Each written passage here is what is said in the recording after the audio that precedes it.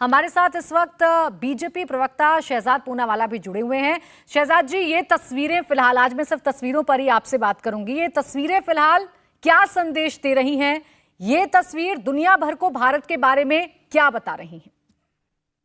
देखिए, ये जो अद्भुत, प्रचंड और मुझे लगता है विहंगम तस्वीरें हैं, दरअसल ये गवाही दे रही है भारत की सांस्कृतिक सौम्य शक्ति के प्रभाव का। अभी जो देवेंद्र जी बता रहे थे, विश्लेषण कर रहे थे, प्राची जी, इस प्रकार से देखिए, दुनिया के इतिहास में अगर महाशक्तियों का अध्ययन किया जाए तो कई शक्तियां आर्थिक रही है, कई शक्तियां सैन्य शक्ति रही है, कई शक्तियां ताकतवर रही है कूटनीतिक दृष्टि से। जैसे आप अमेरिका की बात करो तो आर्थिक और सांस्कृतिक प्रभाव रहा है, परंतु कूटनीतिक तौर पर देश बांटे गए। अगर आप चीन की बात करो तो आर्थिक शक्ति रही है, परंतु सांस्कृतिक प्रभाव ऐसा नहीं रहा है। पर भारत के आजादी के अमृत काल के प्रथम वर्ष में आज आपको चार गवाही इस दृश्य से दिखाई देती है। पहले, भारत की आर्थिक महाशक्ति होने का प्रभाव, जिस प्रकार से आज 10वें स्थान से 5वें स्थान पर आईएमएफ कहती है सबसे तेजी से बढ़ने वाली अर्थव्यवस्था। फिर उसके बाद भारत की कूटनीतिक स्वीकार्यता का आपको एक परिचय, जहां पर अमेरिका भी रेड कारपेट लगाकर स्टेट विजिट देता है और रशियन कैंप में भी हम लोग स्वीकारे जाते हैं। यूक्रेन रशिया के पूरे क्राइसिस के दौरान हम किस प्रकार से दोनों ही कैंप को साध सके। और आज हमारी सांस्कृतिक स्वीकार्यता का सबसे बड़ा प्रमाण आपके सामने है, जहां पर 180 देशों के प्रतिनिधि भारत के प्रतिनिधि के सामने एक सिंबॉलिक तरीके से, एक प्रतीकात्मक तरीके से आसन डाल रहे हैं, आसन कर रहे हैं। तो मुझे लगता है कि जैसे एक सूत्र में हमारे महर्षियों ने देश को भारत के संदेश अर्थात योग के साथ पिरोने का काम हजारों वर्ष पहले किया था, आज उसी देखा देखी भारत ने योग के भारत संदेश के साथ 180 से ज्यादा देशों को पिरोने का काम और इसको घर घर से, आध्यात्मिक केंद्रों से लाकर विश्व के हर एक कोने तक लाने का काम, मतलब कि उसको विश्व का पर्व बनाने का काम, एक वैश्विक अभियान बनाने का काम, व्यायाम से वैश्विक अभियान तक जिस प्रकार से योग को करने का काम आज किया गया है, ये हमारे आजादी के अमृत काल में हमारे बढ़ते सांस्कृतिक, आर्थिक, कूटनीतिक प्रभाव का सबसे विहंगम परिचय और दृश्य मुझे नजर आता है। शहजाद जी, एक तरफ आप लोग, प्रधानमंत्री नरेंद्र मोदी भी योग को दुनिया को जोड़ने वाला एक जरिया बताते हैं, तो वहीं दूसरी तरफ आज की इन तस्वीरों पर भी विपक्ष सीधे सीधे तौर पर इवेंट मैनेजमेंट का ही आरोप लगा रहा है। विपक्ष का कहना है कि योग हमारी संस्कृति है, खासकर मैं अगर कांग्रेस की बात करूं, लेकिन ये योग सिर्फ प्रधानमंत्री नरेंद्र मोदी की वजह से है, ये बात वो मानने को तैयार नहीं है। कौन कह रहा है? ये जो हमारी योग की विरासत है, इसको पतंजलि से लेकर आदि शंकराचार्य, स्वामी विवेकानंद से लेकर आज के मौजूदा समय पर देखें तो इंडिया टीवी में जो सवेरे हमें दर्शन देते हैं, बाबा रामदेव से लेकर श्री श्री तक और सारे तमाम ऋषि मुनि इस देश के, उनका योगदान है। उन्हीं का वो एक प्रकार से मुझे लगता है कि उनकी कर्म योग की वजह से आज योग इस जगह पर स्थापित हुआ है। हाँ, पर यह बात भी हकीकत है कि 2014 के बाद भारत ने एक राज्य के रूप में यूनाइटेड नेशंस के मंच पर योग की वकालत लगातार की। वहां पर प्रधानमंत्री ने अपना संदेश दिया, वहां पर भारत की पैरवी पर 177 देश साथ में आए और यूनाइटेड नेशंस जनरल असेंबली के इतिहास में एकमात्र ऐसा रेजोल्यूशन जो इतने बड़े को स्पॉन्सर्स के साथ एक प्रकार से अडॉप्ट किया गया, वो योग का ही था। तो आज इसको भी स्वीकारना पड़ेगा। परंतु प्राची जी, मैं आपसे एक वाक्य केवल कहूं, योगश्चित्त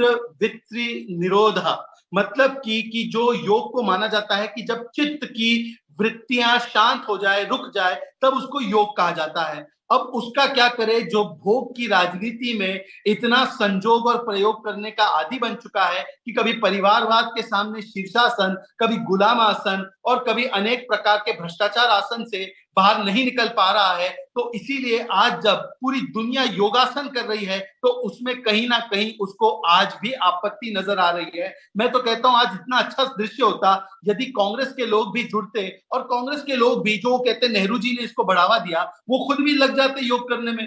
वो खुद भी संदेश देते कि हमारे देश में बांटने वाली कई चीजें पर योग हमें जोड़ता है, किसने रोका है? पर आज कांग्रेसियों ने एक गलती से भी योग करते हुए कोई तस्वीर या योग के कार्यक्रम की अध्यक्षता करते हुए कोई तस्वीर डालने का काम नहीं किया, ना वो इसमें विश्वास रखते हैं। जिन्होंने भारत के सेंगोल को, भारत के योग को, भारत के दंडवत प्रणाम को, इन सांस्कृतिक चिन्हों को राजनीति के ऊपर नहीं रखा, उनसे क्या ही अपेक्षा की जाए। प्राची जी, आज के शहजाद जी दिन पे देखिए, योग की तस्वीरें उन्होंने साझा की हो या ना की हो, लेकिन प्रधानमंत्री नरेंद्र मोदी के पसंदीदा आसन जरूर कांग्रेस बता रही है। मौनासन, जुमला आसन, कैमरासन, प्रचारासन, अनुसनासन, मोरासन, इन तमाम आसनों का जिक्र कांग्रेस के आज ट्विटर हैंडल से किया जा रहा है पीएम का नाम लेकर। देखिए, जो पगलासन करने में माहिर हैं, जो परिवार आसन और सिंहासन के लिए इतने ओतप्रोत हुए जा रहे हैं कि योग को इतनी बड़ी ख्याति वो योग बतौर रही है, हमारे देश की संस्कृति का इतना बड़ा प्रचार प्रसार हो रहा है, तो मुझे लगता है कि आज जो लोग केवल नकारात्मक आसन में लगे हुए हैं, वो अपने अपने मन के अंदर के चीजों का परिचय दे रहे हैं। परंतु देखिए, आज यूनाइटेड स्टेट्स में क्या हो रहा है, योग उद्योग, सुबह आपने देखा होगा कि किस प्रकार से एलॉन मस्क ने बात रखी, और लोग, भारत के लोगों का संदेश कांग्रेस में प्रधानमंत्री दूसरी बार देने जा रहे हैं। योग उद्योग लोक का एक समागम हो रहा है और 23 तारीख को भ्रष्टाचार के रोग का समागम होने वाला है। तो मुझे लगता है कि अपने अपने भीतर जो होगा वही बाहर उसका परिचय देते हैं लोग। तो मुझे लगता है कि ये नकारात्मकता उन्हीं की एक मानसिकता का और उनके दिवालियेपन का एक परिचय है। मुझे लगता है आज के मौके पर कम से कम नकारात्मक बातें छोड़कर यदि वो सकारात्मक बात करते हैं, तो ऐसा लगता है कि योग किए हुए योग का असर उन पर भी आ रहा है। एक तरफ हम ये तस्वीरें देख रहे हैं, जो तस्वीरें शहजाद जी आपको, मुझको, मुझे लगता है हर एक भारतीय को गौरवान्वित करने के लिए काफी हैं, जहां पर हमारी संस्कृति विदेशी धरती पर भी अपनी एक छाप छोड़ रही है, एक चटक छाप छोड़ रही है। वहीं दूसरी तरफ इस योग को लेकर क्रेडिट लेने की पॉलिटिक्स अपने देश में देखने को मिल रही है। आप जिक्र अपनी सरकार का करते हैं, कांग्रेस कहती है कि इसकी शुरुआत तो पंडित जवाहरलाल नेहरू की तरफ से हो गई थी। बाकायदा शीर्षासन करते हुए एक फोटो आज ट्वीट किया जाता है कांग्रेस की तरफ से। देखिए, मैं तो कहता हूं कि उससे पहले से शुरू हुई है। योग को आगे बढ़ावा देने का काम तो आदि शंकराचार्य के जमाने से हो रहा है। ये काम तो स्वामी विवेकानंद जी की तरफ से हो रहा है। परंतु जो परिवारवाद के मोतियाबिंद से ग्रसित है, उनको केवल एक व्यक्ति विशेष का ही शीर्षासन दिखता है। परंतु मैं उनसे पूछना चाहता हूं, यदि आप इस बात को मानते भी है, तो आज की तिथि में, आज की तारीख में, जब योग को इतना बड़ा अंतर्राष्ट्रीय मंच मिला है, तो इसमें आपका क्या योगदान है? जरा बताइए ना। केवल नकारात्मक बातें करने के अलावा और भारत की छवि और भारत की सांस्कृतिक चिन्हों पर सवाल उठाने के अलावा क्या कांग्रेस ने कोई भी सकारात्मक कदम उठाया है? मैं आपको उदाहरण देता हूं। ऐसी कई मौके आए जिसमें कि सरकार हमारी नहीं थी, परंतु ये भारत के गौरव के क्षण को हमने विपक्ष के रूप में स्वीकारा है। परंतु आज जब भारत की उपलब्धि को स्वीकारना होता है, तो कांग्रेस पार्टी उसको परिवारवाद के चश्मे से देखकर मेरा श्रेय और तेरा श्रेय, अरे योग में किसका श्रेय? ये तो 140 करोड़ लोगों का श्रेय है, ये 5000 वर्षों की संस्कृति का श्रेय है। तो इसमें श्रेय किसको मिलना है और किसको लेना है? आप आज ये परिचय देते कि हाँ, मेरे देश के योग ने 180 देश के लोगों को एक साथ बांधने का काम किया है, पर उसमें भी श्रेय नहीं लेते।